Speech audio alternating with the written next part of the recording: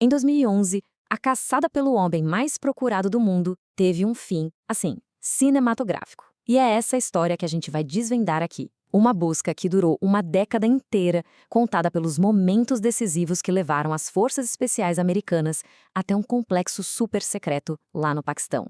E olha só que curioso, tudo começa com um tweet. Não de um agente secreto, mas de um cara comum, um morador de uma cidadezinha pacata no Paquistão. Na calada da noite, alguma coisa muito estranha estava acontecendo no céu, e o mundo inteiro estava prestes a descobrir o que era. Então, vamos pintar esse cenário. A noite da operação não começou com nenhum anúncio oficial, nada disso. Começou com barulho, com confusão, no céu de uma cidade que, sinceramente, quase nunca via esse tipo de agitação. Imagina só, para os moradores de Abbottabad, aquele som de helicópteros voando baixo, seguido de uma explosão, era uma coisa completamente fora do normal. A cidade era a sede da principal academia militar do Paquistão, um lugar super tranquilo. O que ninguém ali sabia é que eles estavam testemunhando, ao vivo, o clímax de uma caçada global que já durava 10 anos. E para a gente entender o tamanho daquela noite, a gente precisa voltar um pouco no tempo. Porque a pessoa que estava sendo caçada era praticamente um fantasma. Uma figura que simplesmente sumiu do radar do mundo por quase uma década inteira. Osama Bin Laden. Depois dos ataques de 11 de setembro, ele virou o fugitivo número 1 na lista do FBI. O alvo principal na chamada Guerra ao Terror declarada pelos Estados Unidos. Todo mundo queria encontrá-lo. Agora vamos dar uma olhada nessa linha do tempo. Depois de escapar por muito pouco lá em Tora Bora, em 2001, Bin Laden, basicamente evaporou.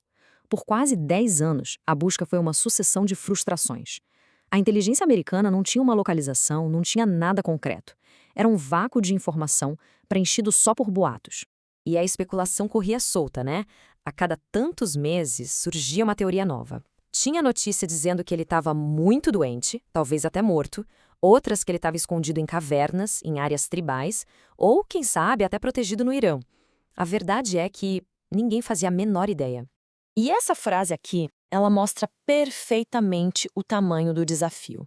Apenas um ano antes da operação, o próprio diretor da CIA admitiu que a pista estava fria há quase uma década.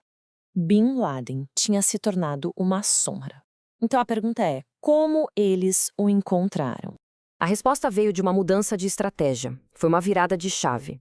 Em vez de procurar o Bin Laden diretamente, a inteligência começou a caçar as pessoas que poderiam levar até ele. Mais especificamente, o seu mensageiro de maior confiança. Esse foi o ponto da virada. E foi resultado de um trabalho de formiguinha, muito paciente. Tudo começou com uma coisa pequena, um apelido, Al-Kuwait, que veio de detentos. Anos de investigação depois, chegaram à identidade real dele, até que em 2010 a CIA finalmente o achou e começou a seguir. A trilha não terminava numa caverna, mas num complexo enorme, com muros altos, bem no meio de uma cidade. Um dos primeiros sinais de alerta foi o próprio complexo. Ele era muito maior e mais fortificado que qualquer outra casa na região. Enquanto os corretores locais avaliavam o imóvel em uns $250 mil, para a inteligência americana, a construção e toda a segurança faziam ele valer, no mínimo, $1 milhão. Tinha alguma coisa aí que não batia. E o que é mais interessante aqui são os detalhes.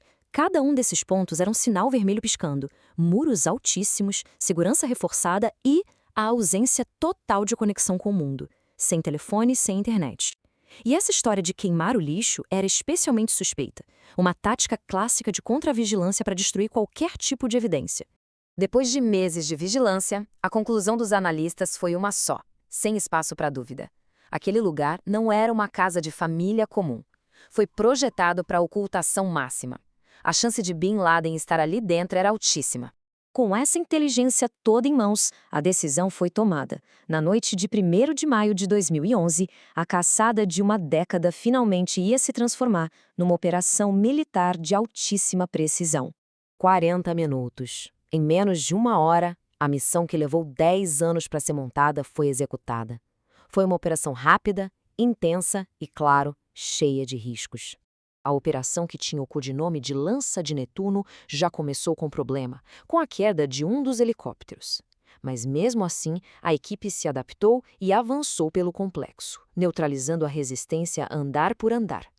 Bin Laden foi encontrado no último andar e a equipe ainda conseguiu recolher uma montanha de material de inteligência antes de ir embora. Com a operação terminada, começava a próxima fase, que era igualmente crítica: confirmar a identidade e anunciar para o mundo que a caçada tinha finalmente acabado. A logística depois da morte foi pensada nos mínimos detalhes. A identidade foi confirmada de várias formas, para não deixar nenhuma dúvida. A decisão de sepultar o corpo no mar foi totalmente estratégica, para negar aos seguidores dele um lugar de peregrinação. Horas depois, a notícia explodiu no mundo inteiro. Com essas 3 palavras bem simples, a Casa Branca marcou o fim de uma era. A notícia gerou comemorações nos Estados Unidos e uma onda de choque pelo resto do mundo. O homem se tornou um símbolo do terrorismo global, estava morto. E a história termina com a pergunta que ecoa até hoje. Bin Laden não foi encontrado numa caverna. Ele foi encontrado numa casa confortável, muito perto do centro do poder militar do Paquistão. A caçada terminou, sim, mas deu início a um debate novo e bem complicado. Como ele conseguiu ficar escondido por tanto tempo e quem o ajudou?